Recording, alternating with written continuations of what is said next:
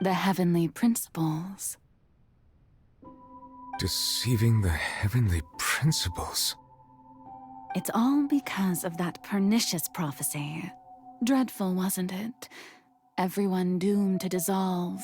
Fontaine condemned to be flooded.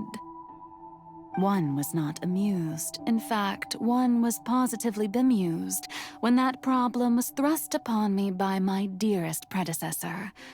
That's the former Hydro Archon Egeria for the uninitiated. It hardly gets more disastrous than a preordained national catastrophe, now does it?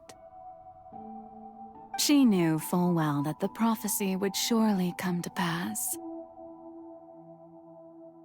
And as one of the seven, she also knew full well that one defies the heavenly principles at one's peril.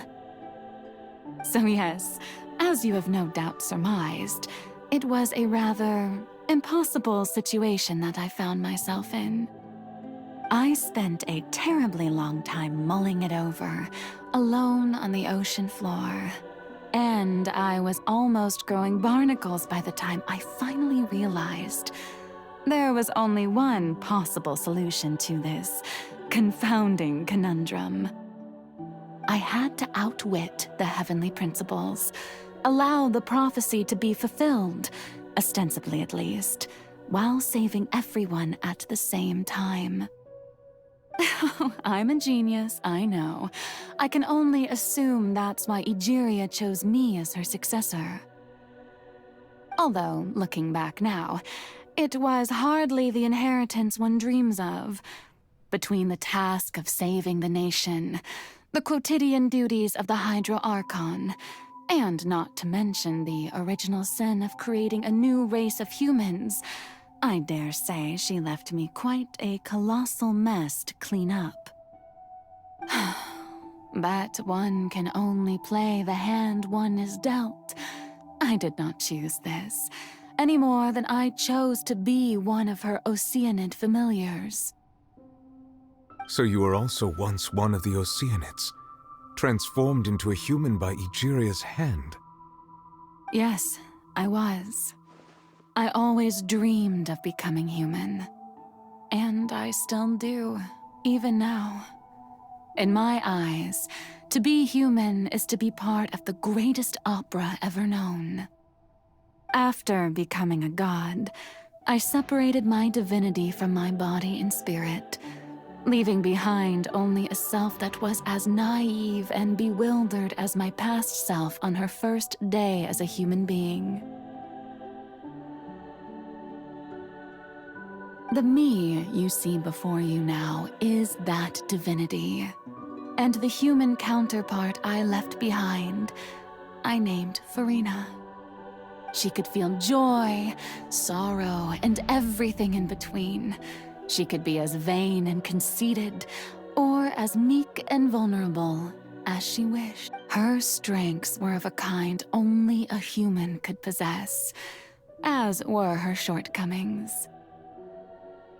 But in my eyes, Farina's humanity was what made her perfect. She was perfectly human in every way, the person I always wanted to be. Anyway, so then I cursed her. All part of the plan, of course. The plan to deceive the heavenly principles. Do you still remember the final scene of the prophecy? The Hydra Archon alone, weeping on her throne.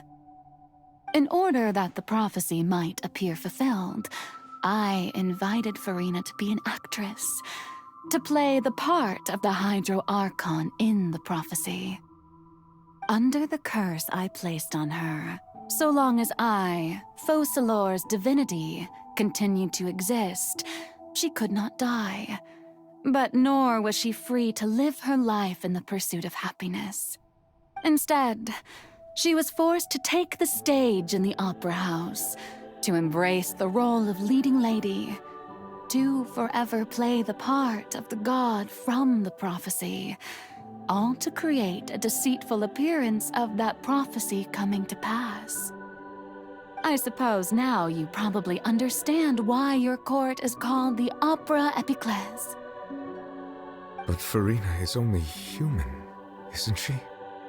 Even though she has had a long life, her mind is no stronger than that of any other ordinary human being. I cannot begin to fathom what she has had to endure. It must have been torture for her. It has indeed. And although she is, in a sense, me in human form, I most definitely owe her an apology for it. It's been 500 years. And all along, she's been playing her part in the most unimaginably long, unbearably lonely, and agonizingly painful opera of all time.